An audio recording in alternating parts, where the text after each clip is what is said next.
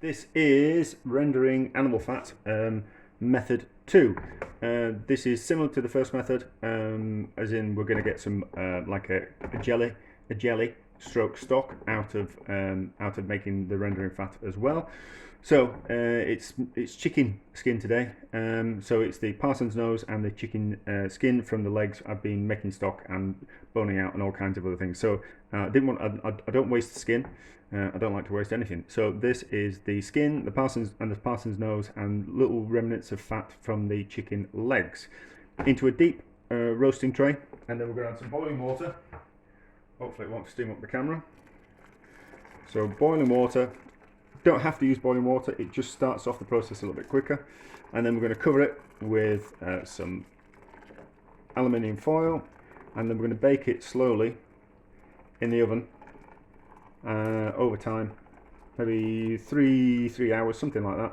And then what we'll do is that will separate the fat from the connective tissue and make a stock stroke jelly at the same time, so we're not wasting anything. So just go through it with a spoon, and we'll just break up any large bits of fat or clumps of fat. It's all been minced as this fat.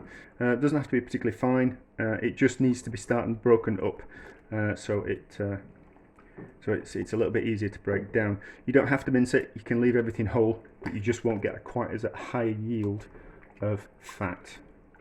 And we're all about the waste in this house, so that's fine. So aluminium foil on top, and then it's going to go in the oven. I'm going to start it off at 150 for 15-20 minutes, get it hot, and it'll turn down to 120. You don't want it boiling too rapidly in the oven. You just kind of want a nice slow temperature, just to kind of release the fat kind of quite gently, and then melt the gelatin and all the other things that are in the fat and the skin into the stock. Nothing too major. This method's really good if you've got the oven on all day because you're slow roasting a joint of beef or whatever. If the oven's on all day, this is and it's on a low setting, this is type of thing that can just sit in the bottom of the oven, easy peasy, and you're not it's not using kind of much more energy to what we call it to do the process. So in the oven, up to temperature, turn it down a bit, leave it for 2 hours. We'll have a look at it again, and then covered obviously, and then we'll pull it out, and then we'll pass it through a colander and a sieve, and then we'll let it all set overnight, and then there'll be a layer of fat, a layer of stock underneath, and all those bits will be left in the sieve, and then that's it, and then we'll kind of see what we get. So this is the chicken fat, which has now been in the oven 2.5–3 hours, something like that. I'm not entirely sure. I just had it on 100 degrees, and it was just sitting in the bottom of the oven while I went out, and so it's done the job. It's perfect if you're cooking other things at the same time. You might as well put it in the oven rather than having it on top of the stove. So all the skin and the fat has broken down. The fat's risen to the top. The stock stroke jelly is at the bottom. It's not brilliantly tasting, but it's certainly worth having, and it's certainly worth doing. I'm not sure about feeding this type of chicken fat to the dogs. If it's just chicken skin, that's fine. But the parson's nose tends to have little bones in, so I would worry about feeding that to pets. So I wouldn't advise it unless you really know what you're doing. So what we're going to do is we're going to strain it first through. I'm not going to show you how to strain it, it's going to make a mess. So I'm going to strain it through something quite coarse to start off with, and that will just take out all the little bits, and then we'll be just left with the stock and the fat. I'm going to skim the fat off the top, like you've seen me skim things before, and then I'm going to take the stock and I'm going to pass that through.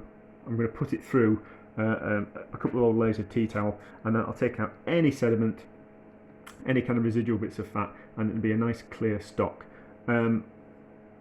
What I'll do is I'll show you the fat tomorrow once it's solidified, and I'll show you the stock tomorrow that's come out of it. I'll keep a little bit in the container, and then we can have a comparison to the chicken fat jelly, which is this, and then some stock, and then the second boiling of the stock, so you can see what kind of jelly that we get out of the different kind of processes.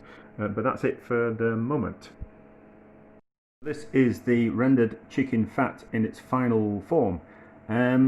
This is the stock from the rendering of the chicken fat, as you can see, it's got a nice wobble on it. So there's loads of gelatin in there, a little bit of flavour, not loads and loads and loads, but enough that you can certainly tell that it's chicken. Made quite a bit as well. If you imagine, how many? I did 60 chicken legs in the end. So from all that skin and Parsons noses, you get a good old amount of stock, and the fat as well. Now chicken fat's quite a soft fat. This has been in the fridge, so you can see how easy it is. I don't think you can probably kind of quite see it. It's quite a soft fat. It doesn't keep as well as something like lard or beef dripping. You've just got to be a little bit more careful with it. I'm certainly going to reboil it and then pour it into a heat-proof container and then cover it, and then it'll store in the fridge for a good amount of while. But it's not. You can't really use it. You can't use it for pastry, that type of thing. But it's very good for frying. It's very good for shallow frying and deep frying. It's really good for that. And you can also, if you wanted to do like confit duck legs, really good for that. Roast potatoes, really good for chips. But it's quite a soft fat. It certainly tastes chickeny as well, as you could imagine. But anyway, yeah. So that's it. I think that's it. I'm sure that's it. Yeah, I'm good.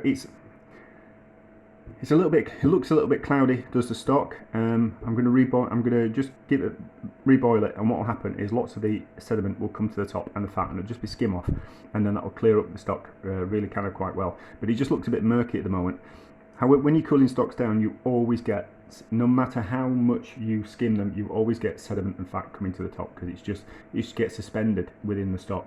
And the cooling process ends up kicking loads of it to the top and to the bottom of the bucket as well. Well, fat comes to the top and sediment, and some of the sediment goes down to the bottom.